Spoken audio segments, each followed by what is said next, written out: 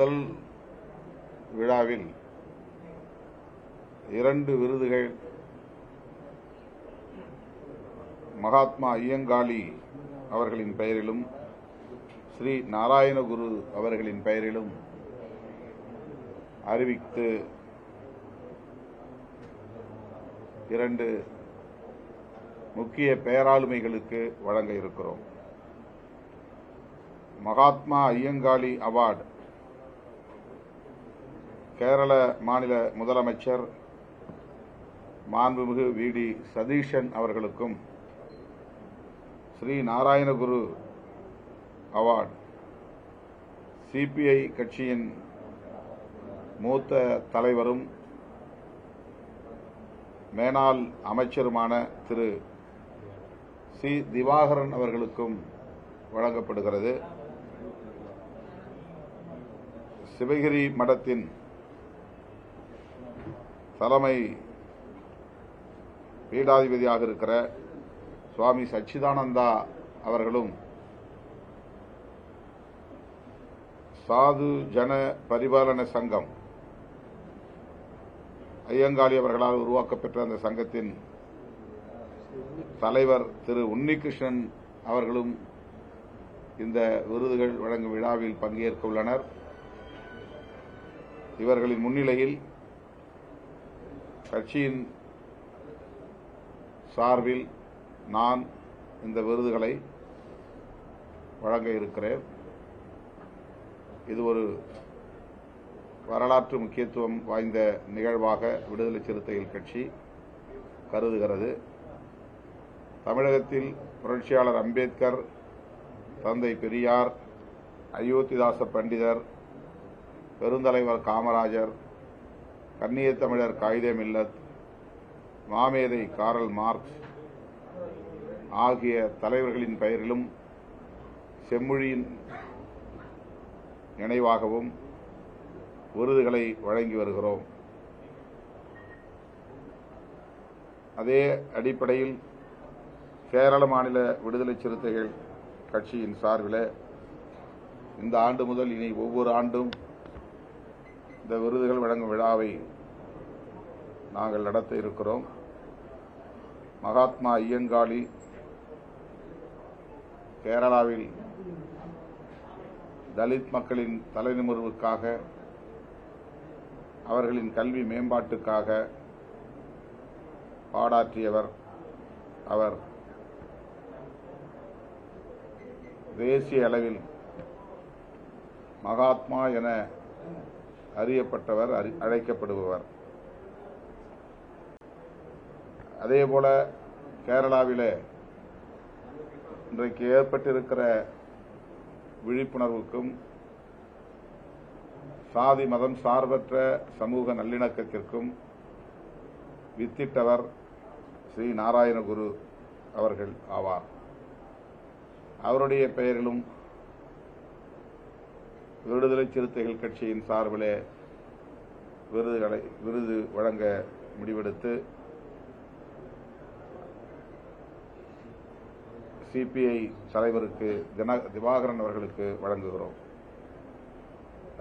கேரள மாநில முதலமைச்சர் சதீஷன் அவர்களும், இந்திய கம்யூனிஸ்ட் கட்சியின் மூத்த தலைவர் மேனாள் அமைச்சர் திவாகரன் அவர்களுக்கும் விடுதலை சிறுத்தைகள் கட்சியின் சார்பில் செப்டம்பர் 2ஆம் தேதி நடைபெறவுள்ள விருதுகள் வழங்கும் விழாவில் இந்த விருதுகள் வழங்கப்படுகின்றன.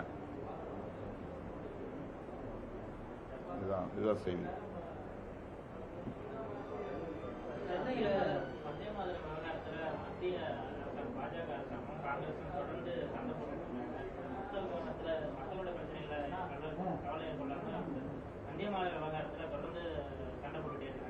யார் யாரு?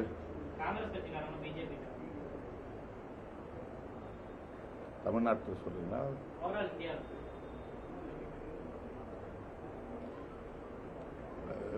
இவ்வளவு காலம் தேசிய கீதம் ரவீந்திரநாத் தாகூர் அவர்கள் எழுதிய ஜனகணமன என்பதுதான் அரசு நிகழ்ச்சிகள், தனியார் நிகழ்ச்சிகள் யாவற்றிலும் இசைக்க பெற்று வந்தது. ஆனால் அண்மை காலமாக பாரதிய ஜனதா கட்சி வந்தே மாதரம் பாடலை நேஷனல் சாங் என்கிற பெயரில் எல்லா நிகழ்ச்சிகளிலும் இசைத்தே ஆக வேண்டும் என்ற கட்டாயத்தை ஏற்படுத்தி வருகிறது. அரசமைப்பு உருவாக்கிய காலத்திலேயே அரசியல் நிர்ணய சபையிலேயே இந்த இரண்டு பாடல்கள் குறித்தும் விவாதங்கள் நடந்து ஏகோபித்த முடிவாக ஜனகணமன என்கிற தாகூரின் பாடலை தேசிய கீதமாக அரசியல் நிர்ணய சபை அங்கீகரித்தது. தேசிய பாடலாக வந்தே மாதரம் தேவைப்படும் சூழலில் பாடிக்கொள்ளலாம் என்கிற அடிப்படையில் முடிவெடுக்கப்பட்டது. அது கட்டாயப்படுத்தப்படவில்லை.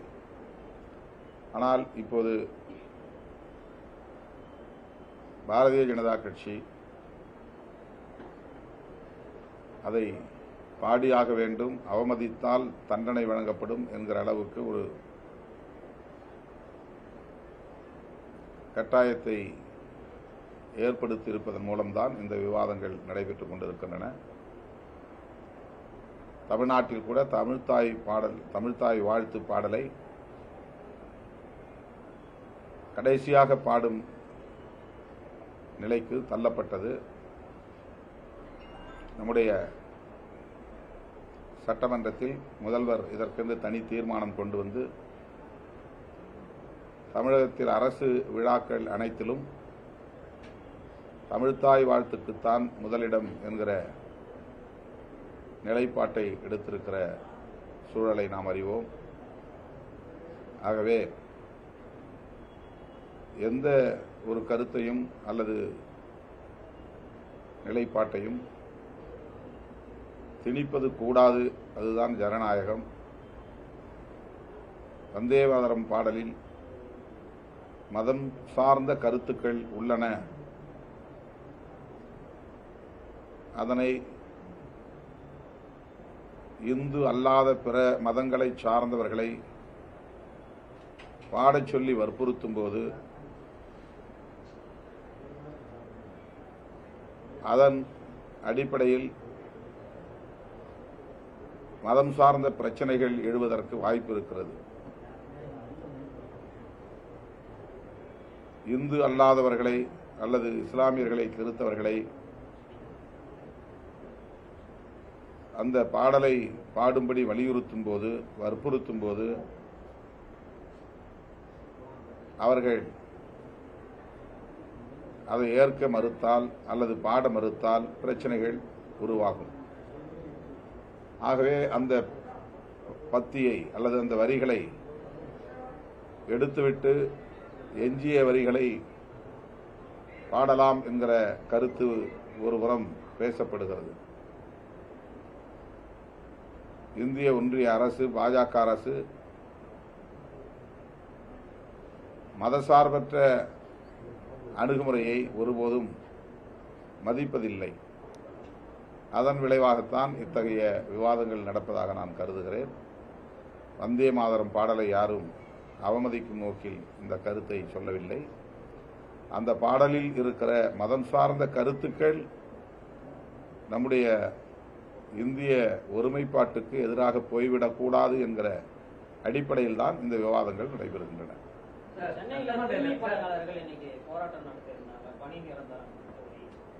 காவல்துறை வலுக்கட்டாயமா கைது செய்திருக்கு. பல்வேறு கட்சிகளும் இந்த அரசு புதுசா பதவி பணி நிரந்தரம் கோரியா?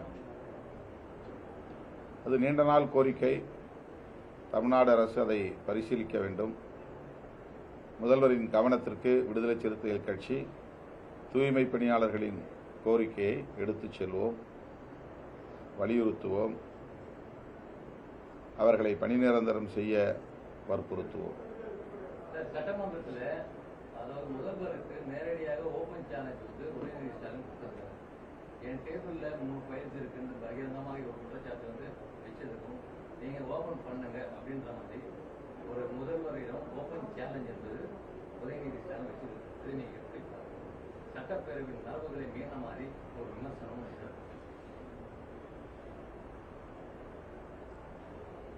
இது ஆளுங்கட்சி எதிர்க்கட்சி ஆகிய இரு கட்சிகளுக்கு இடையிலான ஒரு அரசியல்.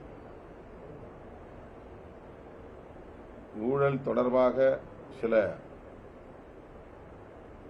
நடவடிக்கைகளை மேற்கொள்ளப் போகிறோம் என்கிற அடிப்படையில் முதலமைச்சர் இந்த கருத்தை சொல்லியிருக்கிற சூழலில் அதை எதிர்கொள்ள நாங்கள் தயாராக இருக்கிறோம் என்கிற அடிப்படையில் எதிர்க்கட்சி தலைவரும் கருத்து சொல்லியிருக்கிறார். ஆளும் கட்சிக்கும் எதிர்க்கட்சிக்கும் இடையிலான இந்த அரசியலில் நாம் கருத்து சொல்வதற்கு எதுவும் இல்லை. சேலம் சட்டமன்ற உறுப்பினர்களுக்கு கார் கொடுக்கிற விவகாரத்துல இந்த சட்டமன்ற உறுப்பினர் தான் கோரிக்கை வச்சாரு, முதலமைச்சர் நிறைவேற்றிருக்காரு. சில திமுகவினர் வந்து அந்த காரை வந்து நாங்க வாங்கலாம் அப்படின்ற ஒரு சொல்லியிருக்காங்க. இந்த நிலைப்பாட்டை நீங்க எப்படி பாத்தீங்க?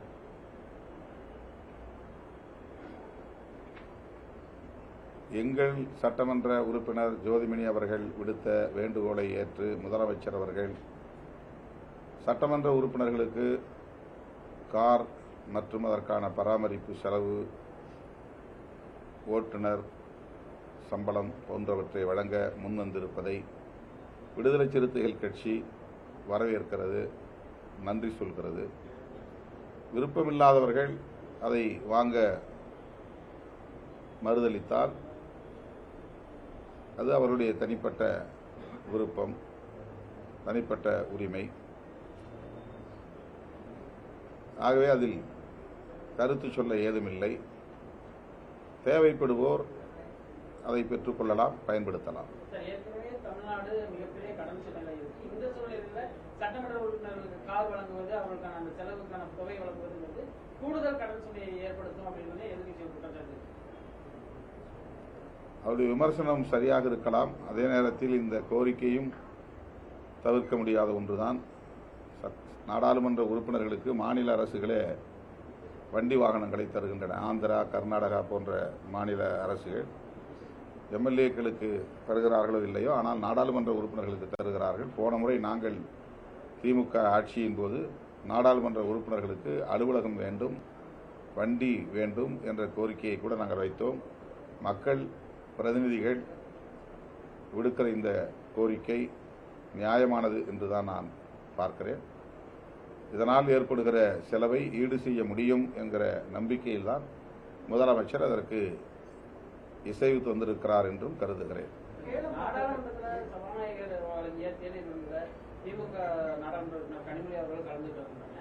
அதை தொடர்ந்து அவர்கள் கூறிய பேட்டியில் வந்து அரசியல்ல நிரந்தர எதிரியும் கிடையாது, நண்பனும் கிடையாது, எல்லாமே டெல்லியில வந்து பார்லிமெண்ட்ல தேநீர் விருந்துல பங்கேற்கிறது, திருமண நிகழ்ச்சிகளை பங்கேற்கிறது அப்படிங்கிறதெல்லாம் ரொம்ப சாதாரணமான ஒரு நிகழ்வுகள் தான். அதை வைத்துக்கொண்டு உடனே அணி சேர்க்கை, அணி மாற்றம் அப்படிங்கிற அடிப்படையில் அரசியல் பேசுவது தமிழகத்தில் மட்டும்தான், வேறு எந்த மாநிலங்களிலும் அப்படி இல்லை. பிஜேபி ஆட்சியாளர்கள் அவர்களுடைய இல்ல திருமண நிகழ்ச்சிகளுக்கு எல்லா கட்சியை சார்ந்தவர்களுக்கும் அழைப்பு விடுக்கிறார்கள். அதுபோல தேநீர் விருந்துக்கு அழைப்பு விடுப்பது வழக்கமானதுதான். எனவே அதை பெரிதுபடுத்த தேவையில்லை என்று என்னுடைய கருத்து. இல்ல, தேநீர் விருந்தில் கலந்துகிட்டது பெரிய சர்ச்சைக்குரிய விஷயம் இல்லை, அவ்வளவுதான். சார், இன்னைக்கு திமுகவுடைய தோல்விக்கு பிறகு ஒரு முக்கியமான ஆலோசனை நடந்திருக்கு. கட்சிக்குள்ள நிறைய மாற்றங்களை கொண்டு வரப்போம், திராவிட கட்சியினுடைய தோல்விகள் அப்படிங்கிறது நிரந்தரமானது இல்லை, மீண்டும் வந்து வரும்னு சொல்லி மு.க. ஸ்டாலின் அவர்கள் பேசியிருக்கிறார். எப்படி பாத்தீங்க?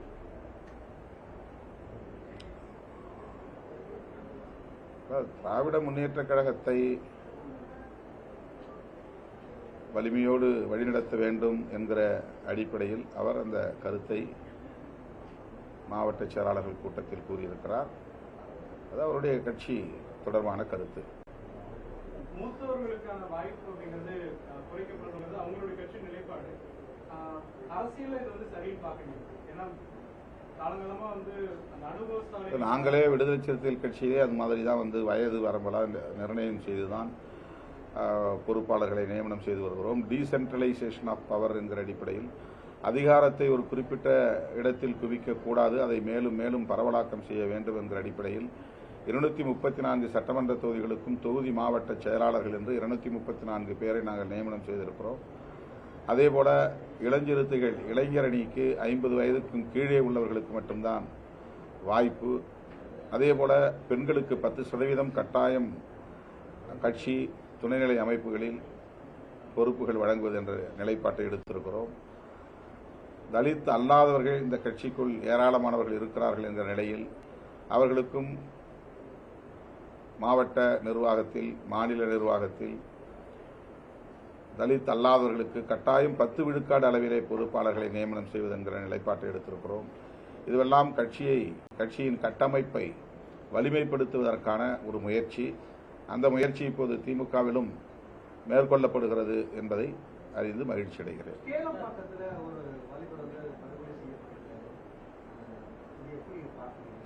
அவருடைய தாயாரிடத்தில் நான் தொலைபேசி வாயிலாக இன்று மாலை பேசினேன். மிகுந்த வேதனை அளிக்கக்கூடிய, துயரமளிக்கக்கூடிய ஒரு சம்பவம். தந்தை இல்லாத பையன், 4 பிள்ளைகளை வைத்து நான் மிகவும் சிரமப்பட்டு இவர்களை எல்லாம் ஆளாக்கி வருகிறேன். திடீரென்று ஒரு தொலைபேசி அழைப்பு வந்தது. வெளியே போனான். 10 நிமிடத்தில் அவனை வெட்டி சாய்த்து விட்டார்கள். மருத்துவமனையிலே அனுமதிக்க பெற்றும் காப்பாற்ற முடியவில்லை என்று அவர் கதறி அழுதார்.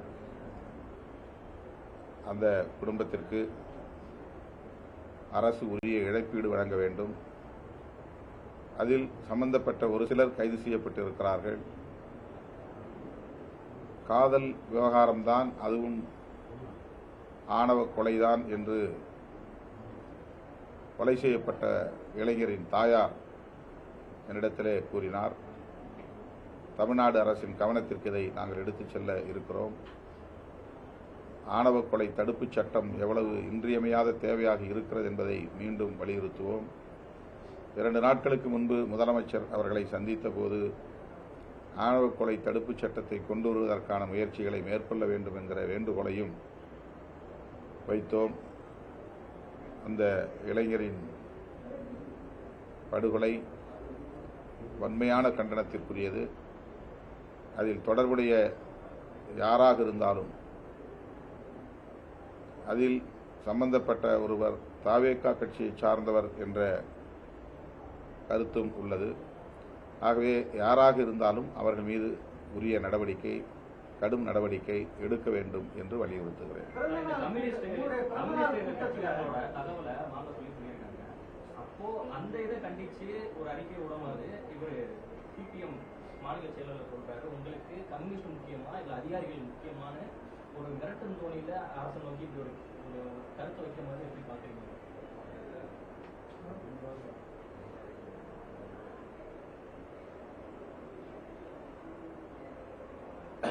மார்க்சிஸ்ட் கம்யூனிஸ்ட் கட்சியின் மாநில செயலாளர் விடுத்துள்ள அறிக்கை மிகவும் கவனிக்கத்தக்க ஒன்று.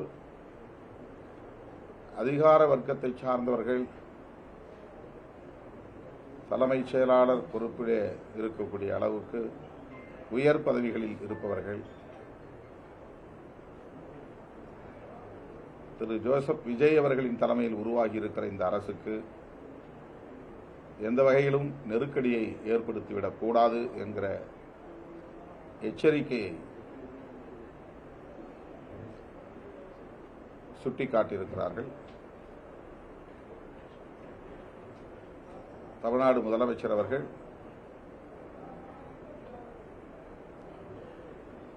அதை கவனத்தில் கொள்ள வேண்டும் என்பது என்னுடைய வேண்டுகோள்.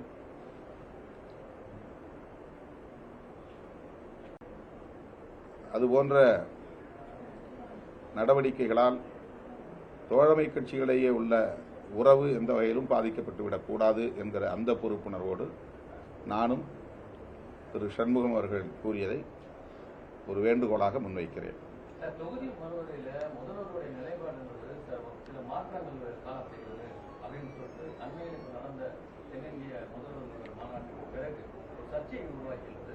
அதனால விமர்சனம் அதிகமாகிறது. அதை நீங்க எப்படி பார்க்குறீங்க? தோழமை கட்சிகளின் நாடாளுமன்ற உறுப்பினர்களை அழைத்து கலந்தாய்வு செய்த போது முதலமைச்சர் அவர்கள் எடுத்த நிலைப்பாடுதான் அவருடைய நிலைப்பாடு, தமிழக அரசின் நிலைப்பாடு என்று நான் பெரிதும் நம்புகிறேன். அதாவது தற்போதைக்கு நாடாளுமன்ற தொகுதி மறுவரையறை தேவையில்லை, 25 ஆண்டு காலத்திற்கு அதை தள்ளி வைக்க வேண்டும்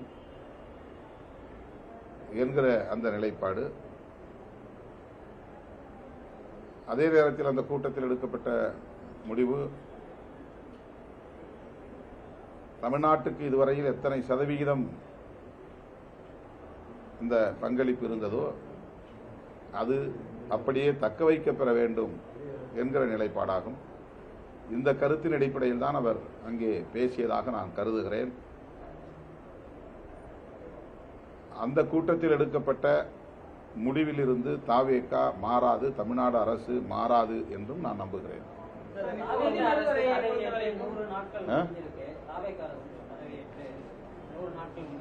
சட்டமன்றத்தில் ஆக்கப்பூர்வமான விவாதங்களை முன்னெடுக்கல, அமைச்சர்கள் பதில் சொல்ல தெரியலன்னு சொல்லிட்டு முன்னாள் அமைச்சர் செந்தில் பாலாஜி சட்டமன்ற நிகழ்வுகளை எப்படி நீங்க ஆட்சி நிர்வாகத்திற்கு முற்றிலும் புதியவர்கள் தாவேக கட்சியை சார்ந்தவர்கள். இந்த 100 நாட்களில் அவர்கள் பொதுமக்களிடையே பெரிய அளவில் எந்த கெட்ட பெயரையும் எடுக்கவில்லை. அவர்களுக்கு விவாதிக்க தெரியவில்லை, பதில் சொல்ல தெரியவில்லை என்பது ஜனநாயகத்தில் ஒரு பெரிய குறைபாடு இல்லை.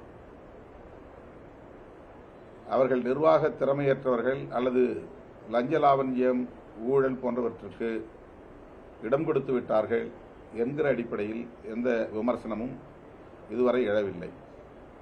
சொல்லப்போனால் பொதுமக்கள் வெளிப்படையாகவே லஞ்ச லாவண்யம் குறைந்திருக்கிறது, கட்டுக்குள் இருக்கிறது, சில துறைகளில் சுத்தமாக அப்படி எதுவும் இல்லை என்று சொல்லக்கூடிய வகையிலே இந்த 100 நாட்களை அவர்கள் வெற்றிகரமாக நகர்த்தியிருக்கிறார்கள் என்பது ஒரு வகையிலே பாராட்டத் தகுந்தது. ஆகவே இன்னும் 3 மாத காலத்திற்கு, அதாவது எதிர்க்கட்சி சொல்லும்போது 6 மாத காலத்திற்கு பொறுத்திருந்து பார்ப்போம் என்று சொன்னார்கள். அப்படி பார்த்தால் இன்னும் 3 மாத காலத்திற்கு பொறுத்திருந்து பார்க்க வேண்டிய தேவை இருப்பதாக நான் கருதுகிறேன்.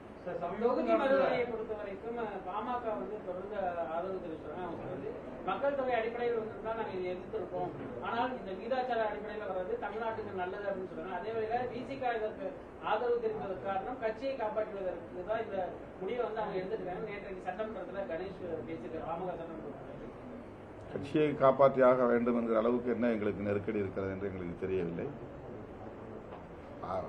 தாவேக ஆட்சி அமைக்க வேண்டும், இங்கே குடியரசுத் தலைவர் ஆட்சி வந்துவிடக்கூடாது என்கிற அடிப்படையில் காங்கிரஸ், இடதுசாரிகள் முடிவெடுத்தார்கள். தோழமை கட்சிகளின் அந்த முடிவை ஒட்டி நாங்களும் முடிவெடுத்திருக்கிறோம். அவ்வளவுதான்.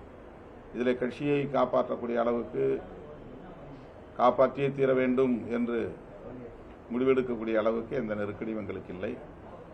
எங்களை பொறுத்தவரையில் தென்னிந்திய மாநிலங்கள் பாதிக்கப்படுகின்றன என்கிற அடிப்படையில் மட்டுமல்ல, ஒட்டுமொத்தத்தில் ஜனநாயகமே கேலிக்கூத்தாகிவிடும். நாடாளுமன்ற உறுப்பினர்களின் எண்ணிக்கையை பெருக்கினால்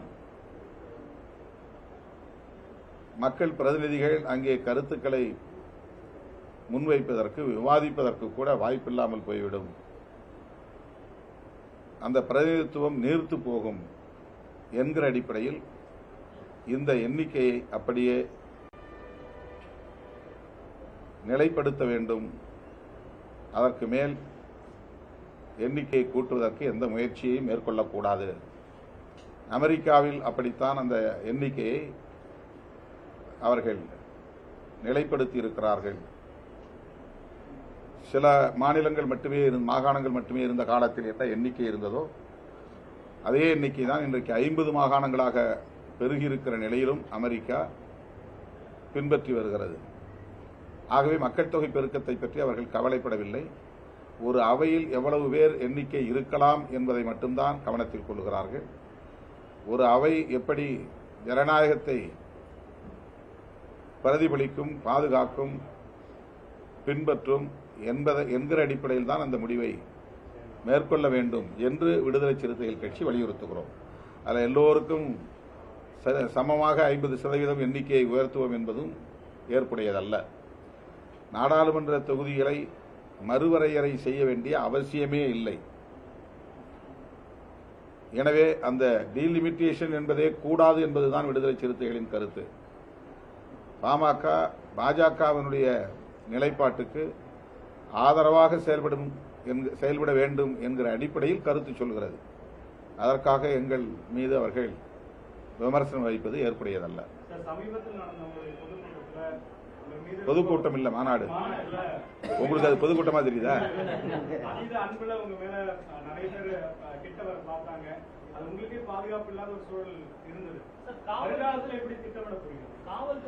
அது எங்க இயக்க தோழர்கள் மீதுள்ள குறைபாடு அல்ல. நாங்கள் நிர்வாக ரீதியாக எடுத்த முடிவின் விளைவுதான் அது. வழக்கமா நாங்கள் 30க்கும் மேற்பட்ட மாநாடுகளை நடத்தியிருக்கிறோம். மாநில பொறுப்பாளர்கள் மட்டும்தான் மேடையில் அமரக்கூடிய இருக்கைகள் நாங்கள் போடுவது வழக்கம்.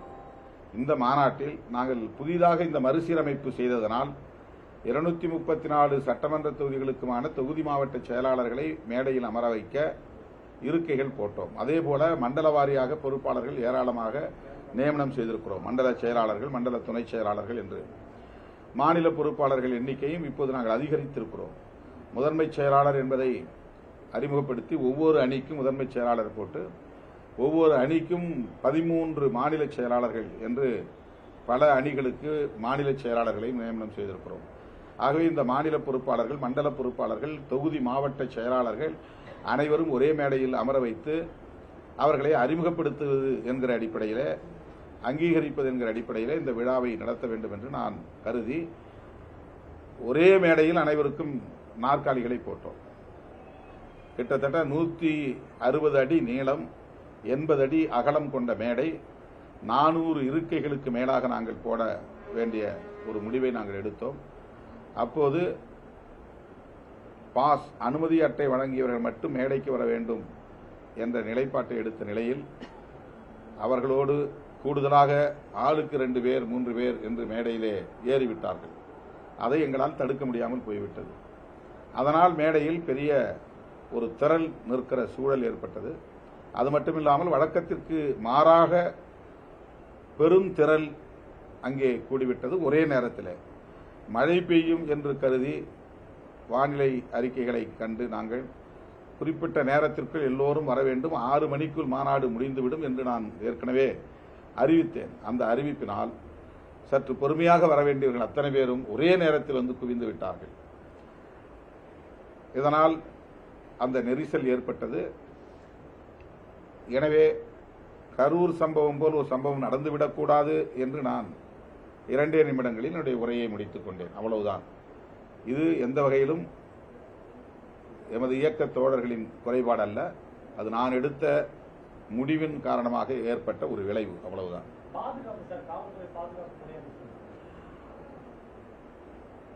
இந்த மாநாட்டை விமர்சனம் செய்யக்கூடியவர்கள் அல்லது என்னை விமர்சனம் செய்யக்கூடியவர்கள் யாருமே நீங்கள் சிந்திக்கிற அடிப்படையில் சிந்திக்கவில்லை, பேசவில்லை.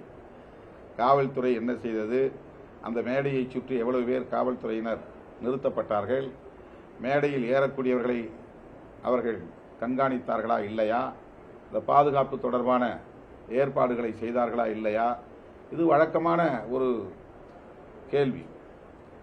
ஆனால் விடுதலை சிறுத்தைகளின் மீது காழ்ப்புணர்ச்சி கொண்டவர்கள் அந்த கோணத்தில் எதையுமே பேசாமல் இவர்கள் ஒழுங்கீனமானவர்கள் என்று ஒரு தோற்றத்தை உருவாக்குவதற்கு முயற்சிக்கிறார்கள். அதனால் எங்கள் வலிமையை அவர்கள் நீர்த்து போகச் செய்ய முடியாது. நாளுக்கு நாள் இந்த இயக்கம் வலிமை பெற்று வருகிறது. திரு விஜய் அவர்களின் வருகைக்கு பிறகு விடுதலை சிறுத்தைகள் கட்சி கரைந்து போய்விட்டது என்றெல்லாம் 3 மாத காலமாக சமூக ஊடக தளங்களில் அவதூறுகளை பரப்பியவர்களின் முகத்தில் கரியை பூசியிருக்கிறார்கள் சிறுத்தைகள். அதற்கான ஒரு மாநாடு தான் இந்த மாநாடு சான்றாக அமைந்திருக்கிறது. குறிப்பாக 30 வயதுக்கு உட்பட்ட இளம் தலைமுறையினர் 50% மேல் பங்கேற்றார்கள் என்கிற உண்மையும் அவர்களுக்கு கசக்கலாம். ஆனால் அதுதான் உண்மை.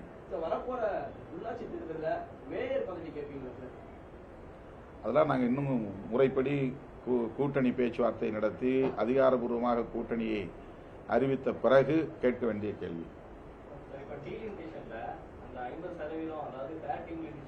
ட்ராக் டீலிமிட்டேஷன் அப்படிங்கிறத ஏற்றுக்க முடியாது அப்படிங்கிறது உங்களோட நிலைப்பாடு. ஆனா திமுக சொல்றது நோ டீலிமிட்டேஷன் கிடையாது, ட்ராக் டீலிமிட்டேஷன் அப்படிதான் சொல்றாங்கன்னா அப்போ அவங்க மத்திய பாஜக அரசோட கருத்தோட ஒத்து போறாங்கன்னு பார்க்கணும். நாம் ஒரு யூகமா ஒரு கேள்விக்கு யூகமா ஒரு பதிலை சொல்ல முடியாது. ஏற்கனவே நாங்கள் திமுக கூட்டணியில் இருந்தபோது அந்த டீலிமிட்டேஷன் பில் வந்த உடனேயே முதலில் கடுமையான எதிர்ப்பை தெரிவித்தது திமுக.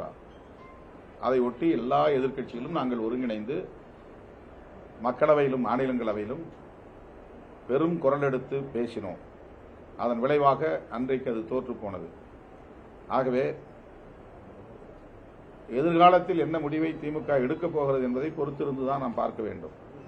எங்களை பொறுத்தவரையில் அந்த பில் வரணும். அந்த பில் என்ன சொல்லணும்னா, இந்த இருக்கிற இப்ப 545 543 அந்த 543 அப்படியே ஃப்ரீஸ் பண்ணணும். அந்த எண்ணிக்கை இனிமே எப்போதுமே கூடுதலாக அறிவிக்க மாட்டோம், மாற்ற மாட்டோம் என்று ஃப்ரீஸ் செய்ய வேண்டும், நிலைப்படுத்த வேண்டும். இதுதான் விடுதலை சிறுத்தைகள் கட்சியுடைய கருத்து. இந்த கருத்தை எல்லா கட்சிகளும் எதிர்க்கட்சிகளும் பேச வேண்டும். எண்ணிக்கையை பெருக்குவது எந்த வகையிலும் எந்த கோணத்திலும் நாட்டுக்கு நல்லதல்ல, ஜனநாயகத்திற்கு நல்லதல்ல. மக்களவையை கேலிக்கூத்தாகிவிடும். இப்போது இருக்கக்கூடிய உறுப்பினர்களுடைய எண்ணிக்கைக்கு உரிய பிரதிநிதித்துவம், அதாவது நாடாளுமன்றத்தில் பேசுவதற்கு வாய்ப்பே கொடுக்கப்படல. இந்த சூழல்ல உறுப்பினர்கள் எண்ணிக்கை அதிகரிக்கப்பட்டா இன்னும் கூடுதல். அதனால்தான் சொல்றோம், அதனால்தான் விடுதலை சிறுத்தை கட்சி சார்பில் சொல்றோம். 2 உறுப்பினர்களை கொண்ட கட்சி, 1 உறுப்பினர்களை கொண்ட கட்சி பெரும்பாலான விவாதங்களில் பங்கேற்கவே முடிவதில்லை. ரொம்ப போராடித்தான் மணிக்கணக்கில் காத்திருந்து 2 நிமிடம் 3 நிமிடம் வாங்கி நாங்கள் பேசுகிறோம். அப்படி இருக்கிற போது எண்ணிக்கை இன்னும் பெருகினால் யாரும் அங்கே எந்த கருத்தையும் பேச முடியாது. 5 வருஷத்துல 1 முறை 2 முறை பேசுறது கூட பெரிய அபூர்வமாயிரும் நாடாளுமன்ற உறுப்பினர்கள். ஆக பிரதிநிதித்துவம் என்பது இல்லாமலே போய்விடும். ஆகவேதான் அந்த எண்ணிக்கையே கூட்டக்கூடாது என்கிற நிலைப்பாட்டை தான் எடுக்க வேண்டும். அது திமுகவாக இருந்தாலும் சரி, காங்கிரஸாக இருந்தாலும் சரி, எதிர்க்கட்சிகள் அனைத்தும் இந்த நிலைப்பாட்டை வலியுறுத்துவதன் மூலம்தான் இந்திய ஜனநாயகத்தை பாதுகாக்க முடியும் என்பது விடுதலை சிறுத்தைகளின் கருத்து.